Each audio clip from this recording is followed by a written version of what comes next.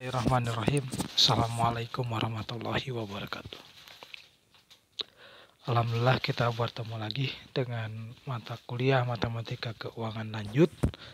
Kita akan belajar tentang perdagangan margin atau margin trading. Ini ada di buku matematika keuangan bab 15 ya. Oke, jadi nanti setelah Anda mempelajari bab ini, diharapkan bisa memahami konsep fasilitas margin, kemudian short selling, kemudian margin awal, dan margin call. Nah, selanjutnya setelah mengetahui konsep, Anda diharapkan juga bisa menghitung rasio utang dan rasio ekuitas atau bisa menghitung akun margin. Selanjutnya, nomor ketiganya, Anda diharapkan bisa menyusun neraca seorang investor saham ya dalam hal ini dengan fasilitas margin. Kemudian poin yang keempat, diharapkan Anda bisa menghitung harga margin call dan nilai portofolio margin call. Kemudian yang nomor 5, Anda diharapkan bisa menghitung jumlah dana yang dapat ditarik ketika akun tidak terbatas. Nomor 6, memahami return atau pengembalian ya atau keuntungan bagi investor dan risiko fasilitas margin. Nomor ketujuh, menghitung return bersih dari berinvestasi dengan fasilitas margin. Poin ke-8, memahami return dan risiko short selling. Kemudian poin ke-9, menyusun neraca investor saham yang melakukan short selling. Poin ke-10, menghitung harga margin short selling. Nah, itu 10 poin yang diharapkan Anda bisa memahami dan juga menghitung tadi ya setelah mempelajari materi ini. Oke, kita lihat ke pengertian yang terlebih dahulu ya. Ya, secara umum investor membeli sekuritas dengan harga penuh dan beberapa waktu kemudian menjualnya dengan harapan memperoleh laba. Jadi nanti dalam hal ini investor itu dia niatnya itu untuk jual beli ya, gitu. Jadi jual beli saham. Jadi tidak untuk dimiliki selama-lamanya gitu ya. Kan ada dua tipe investor ya, yang membeli saham itu ada yang untuk dimiliki ya gitu, kemudian nanti pengembaliannya itu adalah yang diharapkannya adalah dividen ya. Tapi untuk hal ini, untuk margin trading ini, jadi nanti sahamnya itu dijual belikan gitu. Jadi bukan untuk mencari dividennya, tapi untuk mencari labanya ya, keuntungannya atau marginnya, selisih harga dari pembelian dan penjualan ya. Jadi ketika sahamnya naik itu nanti dengan batas tertentu dijual. Kemudian nanti investor bisa menggunakan berbagai strategi investasi, baik yang sifatnya itu spekulatif ya maupun konservatif. Jadi nanti bisa dengan analisis teknikal dan juga analisis fundamental. Oke ya, teknikal itu nanti terkait pada grafik, perhitungan itu ya, sedangkan untuk analisis fundamentalnya itu nanti terkait kepada sehat tidaknya atau cash flow-nya dari perusahaan. Oke, di antara strategi yang bisa digunakan yaitu diantaranya yang pertama berdagang batas ya atau disebut margin trading, kemudian berjual pendek atau short selling.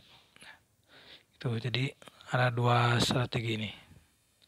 Oke, kita lihat satu persatu ya. Yang pertama, margin trading itu adalah sebuah strategi membeli sekuritas dengan sebagian memakai dana pinjaman ya. Jadi belinya itu tidak 100% pakai dana sendiri. Kemudian yang kedua, investor mengurangi penggunaan equity dalam suatu investasi dan karena itu dapat memperbesar hasil.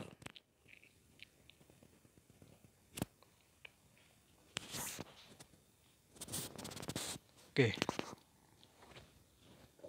Selanjutnya istilah margin menyangkut jumlah equity atau pinjaman dalam suatu investasi.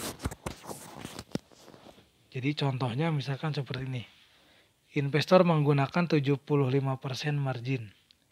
Artinya 75% dari investasi didanai ya dengan uang sendiri gitu ya, uang pribadi ataupun uang lembaga. Selanjutnya 25%-nya itu adalah dana pinjaman. Jadi persentase margin itu menunjukkan berapa persen dia membelinya dengan dana dia sendiri. Selanjutnya sisanya dari 100% yaitu adalah dengan pinjaman. Oke, jadi semakin tinggi nilai marginnya maka semakin tinggi nilai modal atau modal investasi yang dimiliki oleh investor sendiri. Oke, selanjutnya margin trading biasanya memberikan peningkatan hasil.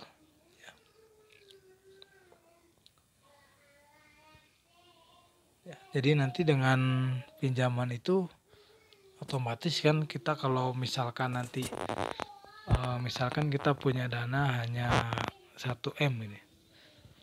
Nah, karena kita pinjam, jadi otomatis saham yang kita peroleh akan lebih banyak. Ya, nanti kalau misalkan naik, jadi kita bisa lebih banyak menjual saham. Artinya keuntungan yang kita peroleh akan lebih banyak gitu ya. Misalkan 75% margin kita dan 25% pinjaman, ya, jadi nanti keuntungan kita akan menambah 25%. Tapi itu kalau harga sahamnya naik ya. Nah, tapi kalau misalkan harga sahamnya itu turun ya berarti kita juga akan rugi ya. Sebanyak kelebihan ruginya adalah 25% ya, yang pinjamannya itu. Oke, belum lagi nanti kita bayar bunga pinjamannya. Nah, jadi sesuatu yang memiliki peluang keuntungan yang besar, maka nanti dia juga akan punya risiko yang cukup tinggi. Salah satu risikonya tadi ya, ketika harga sahamnya turun. Nah, ketika harga sahamnya turun, maka margin trading berapapun tidak bisa menyelamatkan ya, artinya tidak bisa mengcover atau ya mempertahankan dari kerugian.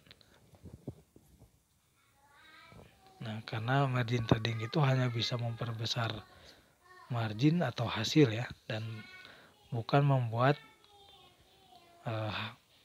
hasil itu sendiri ya. Jadi kalau misalkan naik dia akan menambah keuntungan ya, tapi kalau misalkan rugi ya jelas tidak bisa mengcover kerugian itu, tapi tetap juga ikut rugi. Oke, contoh realnya dimiliki dana sebanyak 5 juta yang akan diinvestasikan dengan membeli 100 saham ya,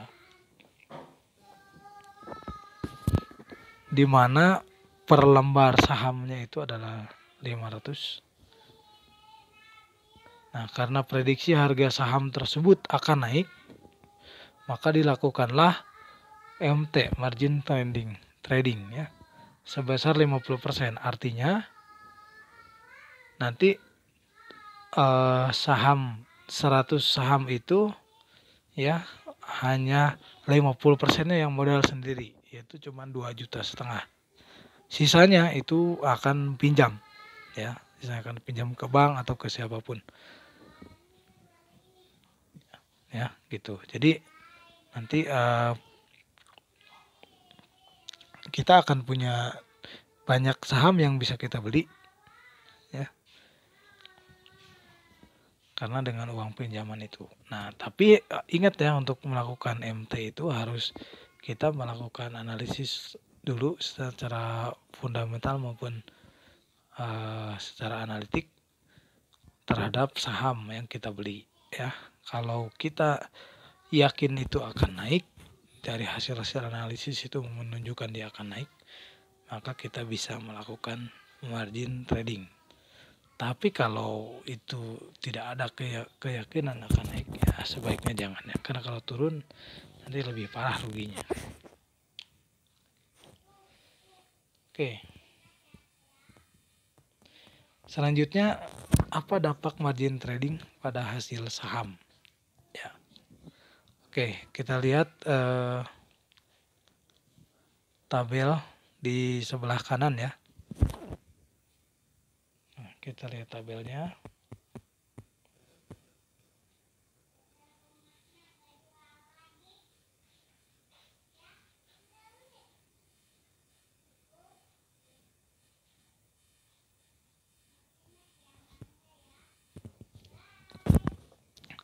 Kita lihat yang dengan margin trading ya, dan yang tanpa margin trading, kemudian dengan margin trading.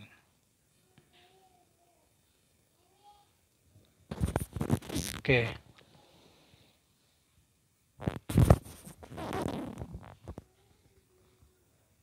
Ini yang tabel pertama, kolom pertama yang tanpa MT. Ya, kemudian yang 3 tabel berikutnya yang dengan MT ya, margin trading, yang berbagai persentase ya. Yang pertama 80%, berarti nanti 20%-nya pinjaman, kemudian 65% berarti 35%-nya pinjaman, kemudian 50% berarti 50%-nya pinjaman. Oke ya. Nah, kita lihat jumlah sahamnya yang RP 50 itu ya dibeli dengan investasi 5.000 ya, 100 berarti kan akan satu sahamnya 50, kalau beli 100 saham berarti nanti 5.000 modal yang diperlukannya ya. Ini dalam satuannya ya, tentu bukan 5.000 asli 5.000 ya. Gitu. Cuman ini angkanya yang diperkecil aja supaya mudah dipahaminya. Oke, selanjutnya untuk yang tanpa MT itu kita punya 5.000. Kita mengeluarkan 5.000 ya untuk satu saham itu. Selanjutnya yang dengan MT, yang tanpa MT nih pinjamannya 0 ya. Equity dalam investasinya 5.000 full dana sendiri. Kemudian selanjutnya kalau dengan margin trading, 100 saham itu kita beli dengan pengeluaran 5.000 ya, karena 50 per lembarnya. Nah, tapi dari 5.000 itu dana yang kita keluarkan hanya 4.000 ya, sedangkan 1.000-nya adalah dana pinjaman. 1.000 itu adalah 20% dari margin tradingnya, karena margin tradingnya 80%. Nah, selanjutnya untuk yang 65% berarti 1.750, 35%-nya adalah 1.750 itu adalah pinjaman, dan 3.250 itu adalah uang investor sendiri ya. Kemudian yang 50% ya, jadi 2.500 pakai uang sendiri, dan 2.500-nya adalah uang pinjaman. Nah, selanjutnya bagaimana peluang keuntungannya ya, dalam artian harganya naik gitu ya. Ya dari 50 sekarang kita naik jadi 80 per saham. Oke, untuk yang tanpa trading nanti nilai sahamnya kalau dijual 100 lembar itu kan jadi 8.000. Ya, sedangkan pengeluaran investasinya 5.000 tadi ya, sehingga capital gain-nya adalah 3.000. Terus kalau yang dengan MT 80% ya, nanti keuntungannya adalah 8.000 ya, dikurangi pengeluarannya 5.000 ya.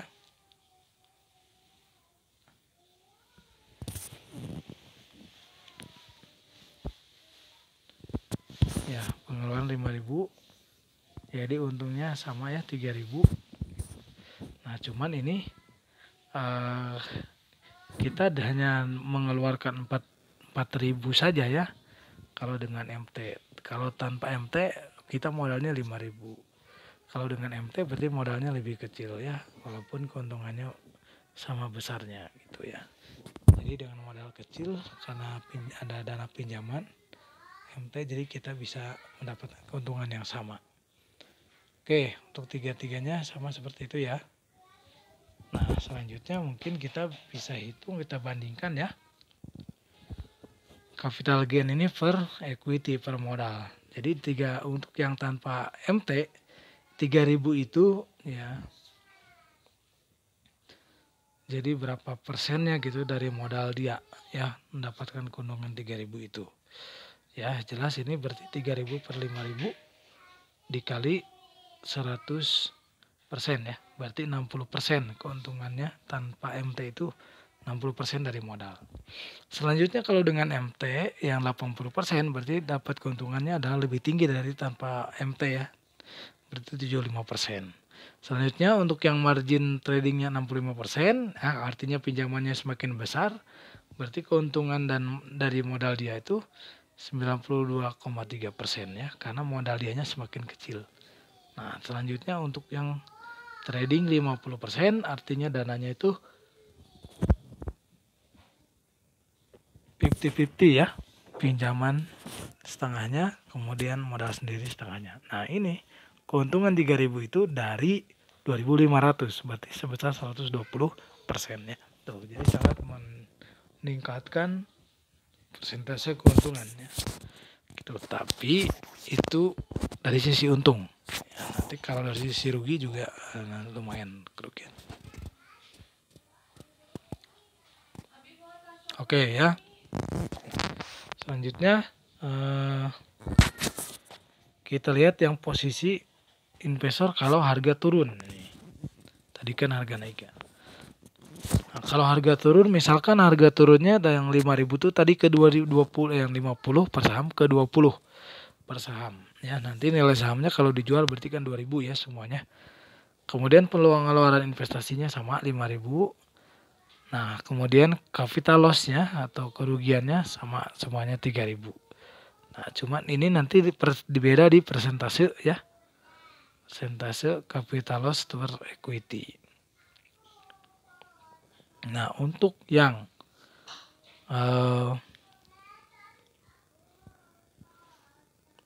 tanpa MT ya, itu berarti capital loss-nya adalah sebesar 3.000 dari 5.000 ya. Nah, jadi kerugiannya juga adalah 60%.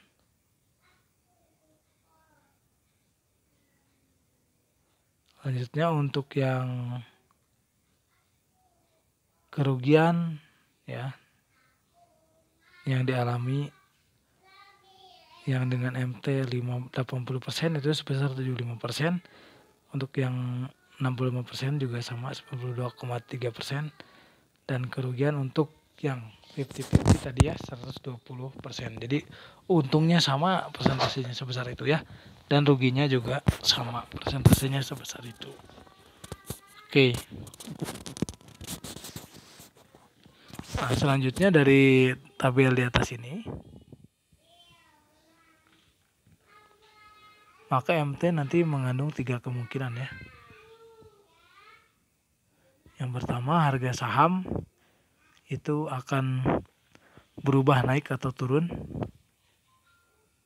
Ya, jelas saham akan berubah naik atau turun berapapun MT-nya ya, berapapun posisi MT-nya, berapa persen pun saham itu akan tetap naik atau turun.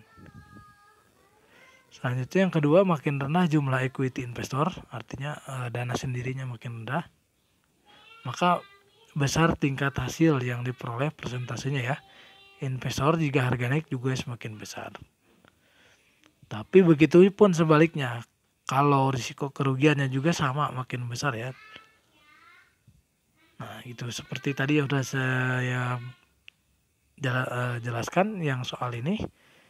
Jadi kalau naik ke harganya, keuntungannya itu juga persentase keuntungan per modalnya ya untuk yang tanpa MT ini lebih kecil, kemudian yang dengan MT itu makin lebih besar ya, mengikuti makin besarnya persentase utangnya atau pinjamannya ya. Nah nanti sebaliknya begitu pun ruginya juga sama, persentase ruginya yang tanpa MT dengan yang dengan MT itu lebih besar yang dengan MT.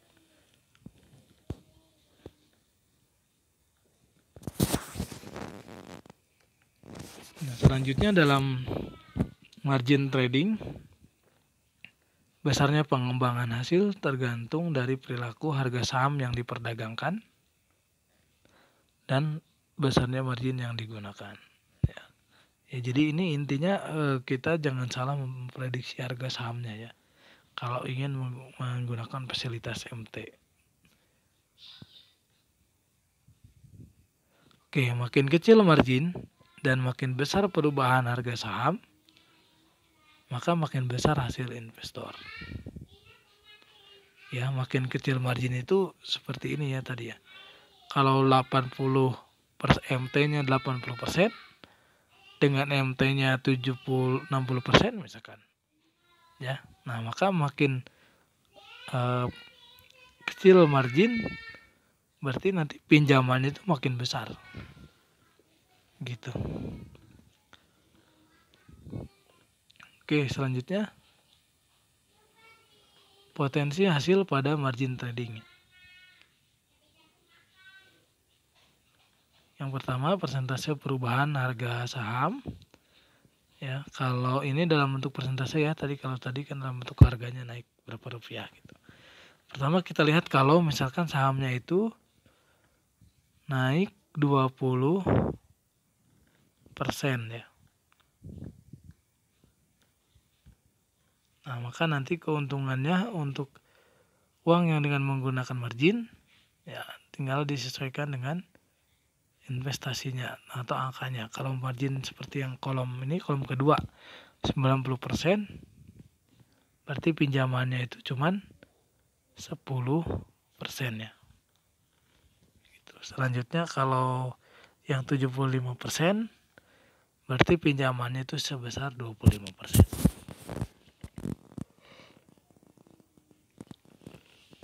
Dan seterusnya.